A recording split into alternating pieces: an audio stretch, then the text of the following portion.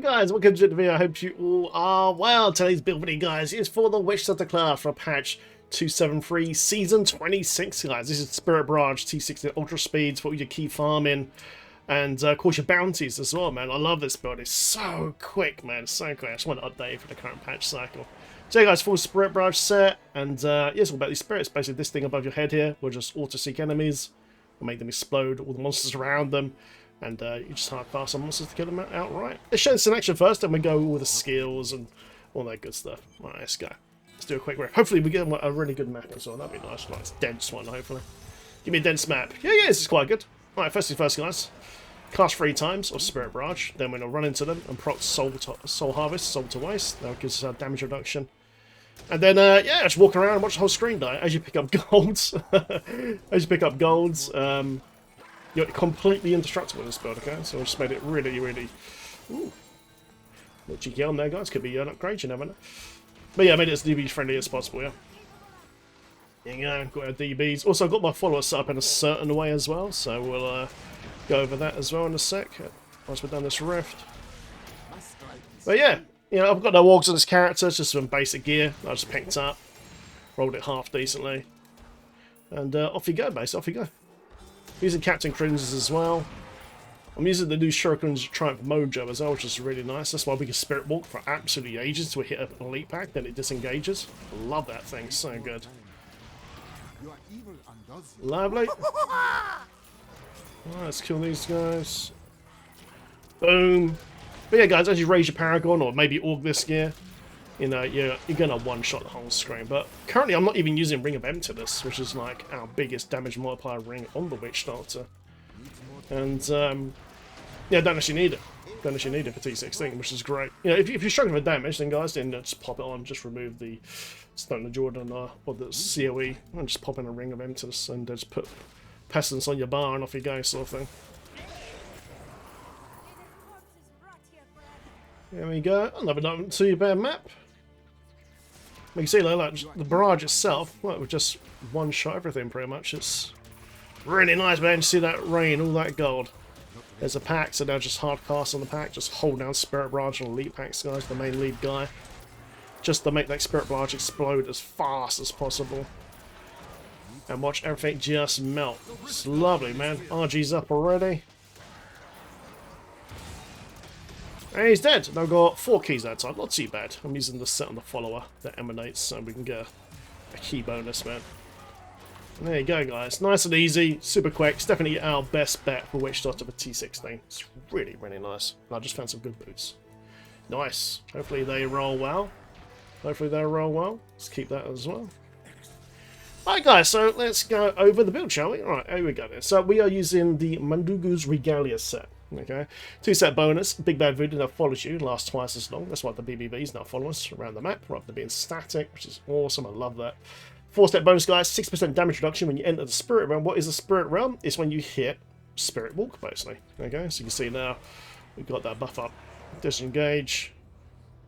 And press the button, and boom, there it is. So while this is up, you've got 60% damage reduction. But remember, you're already indestructible anyway when you're picking up gold. We'll go with that in just a second. Brilliant. There, guys, 6-piece bonus. Spirit Barrage deals 20,000% increased damage, and you get additional mana to your regeneration per second as well, but the 20k is more than enough. Brilliant. Also, guys, so we were using the gloves, shoulders, helm, chest, and legs, okay? Make sure you put a diamond in the helm, because that way you get more CDR, because CDR buffs the damage of Crimsons, but you'll very, very quickly outdo this damage very, very quickly while your Paragon will have an org in this gear, so eventually just put an emerald in your helmet instead. Because an emerald will give you more gold, which is really, really nice. So that way, when you're generating gold in this build from Boon Hoarder here, you get even more gold per second. Or when you're doing puzzle ring runs, things like that, when you put this in the cube and go into that certain area. So eventually, you know, once you've got enough damage or orgs and Paragon or just gem levels, then yeah, just pop an emerald in there, get even more gold. In chest and legs, just go for toe bash, just go for pure DPS, because we just want to get through it as quick as possible. Okay, guys, Captain Crimson's, you craft the blacksmith's table. You need to get the plan. You get the plan from just doing bounties. Just do Act 1 bounties over and over and over again, and eventually it will just drop. Okay, so why is this so good? Okay, it's a nice early way of getting a lot of DPS on your character and survivability as well for T16. It's great. Regenerate life per second, 6k, which is great. Reduces cooldown of all skills by 20%. All resource costs by 20% as well. Preset bonus, this is where it gets good. Damage dealt is increased by your percentage of cooldown reduction, okay? So the more CDI you have, the more damage you do on the set, which is brilliant. Then cost reduction reduces the amount of damage you take on your character, which is really, really nice. It's such a good set, so I've got boots on. Here, lovely. Okay, guys, main hand weapon, of course, is the Barber, okay? The Barber is super important. Without this build will not work. Instead of dealing direct damage, your Spirit Barrage accumulates onto the target. When you stop casting, it explodes up to 500% damage with enemies within 15 yards, okay? So, like I said, guys, you know, a lot of people get confused about this, but you don't, honestly don't have to be confused at all. We're going to see Elite Pack, hold down the trigger on it. Just cast Spirit Barrage on its head constantly, and it'll just force explode it. Bang, bang, bang. It'll just keep exploding, it's going to be dead. Okay? General trash, you don't have to force casting it. Just remember, you just go 1, 2, 3. This makes the bounty above your lower head last 10 seconds. Then you run around and you would throw bolts so close to enemy and just blow them up. Nice and easy, nice and easy. Offhand guards, of course, these gains in the mines, which increases the damage of the Spirit Barrage by up to 150%. And it also makes the bounty above your head attack a lot faster, as you can see. Because without this, you wouldn't cast that fast. Lovely. Okay, guys, first ring, you want to use conventional elements, okay? So when this hits the cold rotation, all your cold damage, guys, absolutely explode. It's going to be absolutely explode.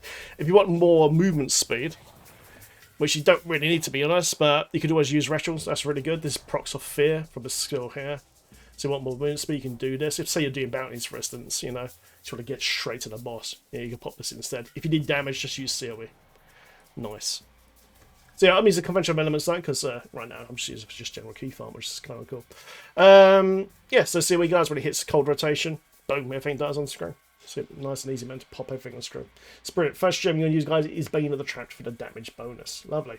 Second ring, guys, actually the Stone of Jordan. Because we're not using Ring of Emptiness in this build, this ring here, because Ring of Emptiness is unbelievably powerful, yeah? It's really, really strong.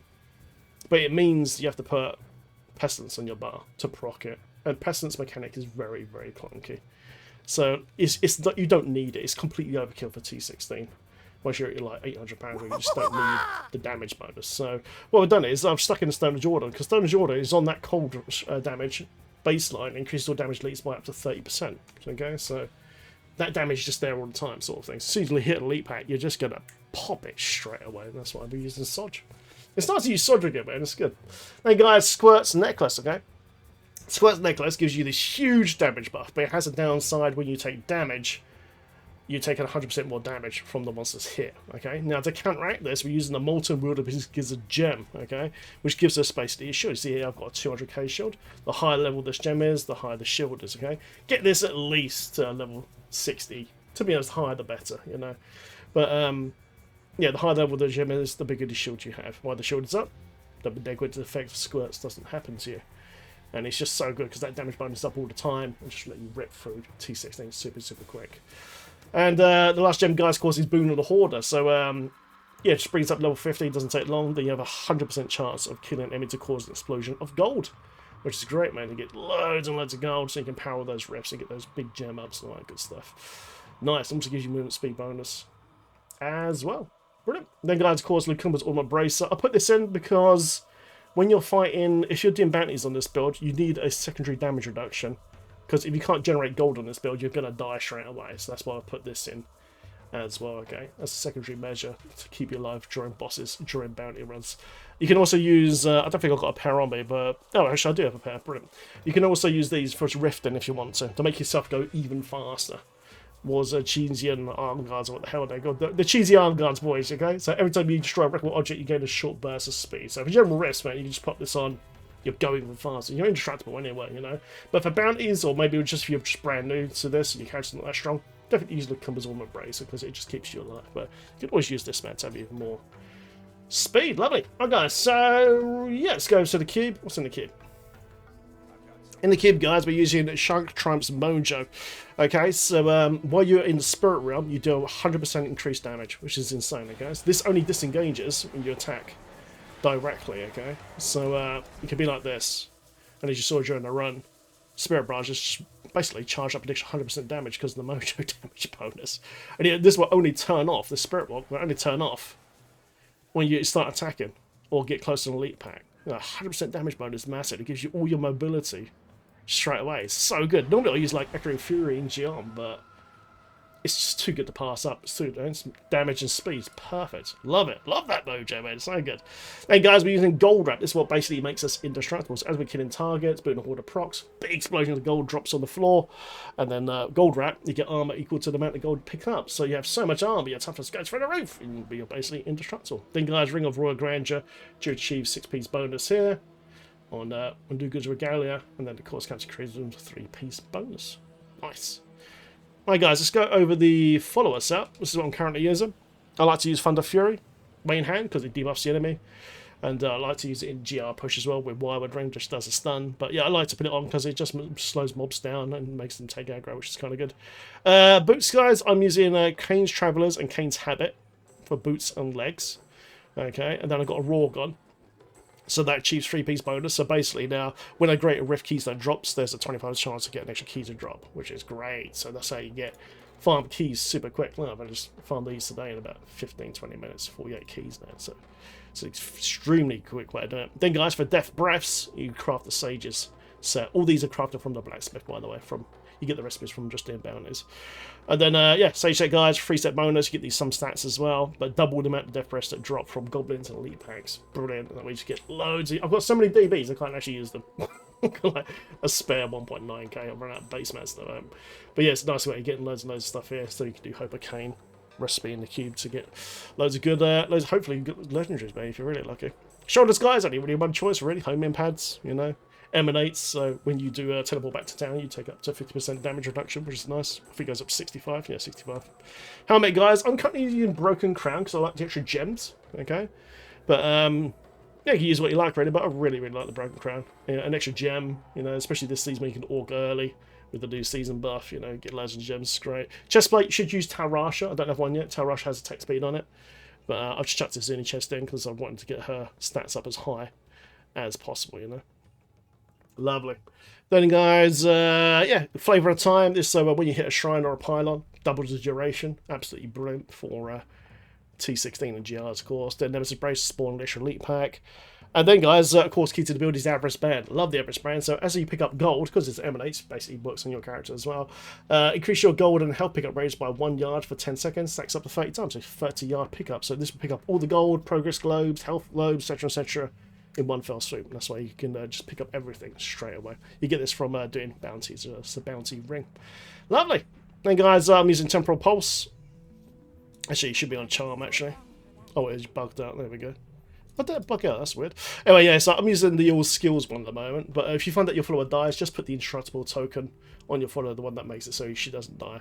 But I've got an historic gem in his amulet at the moment, so that way she gets tank, basically. But yeah, but if you had to choose, I'll go Charm, Amplification, which obviously gives you a huge damage bonus. Get yourself as much intelligence on your follower. I think you need to get up to 25k, I think, to get the 10% buff here on Amplification. And then, which one do I normally use? I normally use the Shield, Powered Shield. Then you got Self-Res here, which I kind of would suggest to use if you're just starting out. You know, Fate Slap, which is kind of nice. But if you're feeling a bit hardcore, man, you can use the attack speed one, which is really, really nice. But like I said, I'm using the token that gives me all skills currently. Lovely. There you go. That is the follow us up. And again, guys, just over the base skills, Spirit Barrage Manage is your main spell. Cast this 3 times. And the boy above your head will just blow up the whole screen. Brilliant.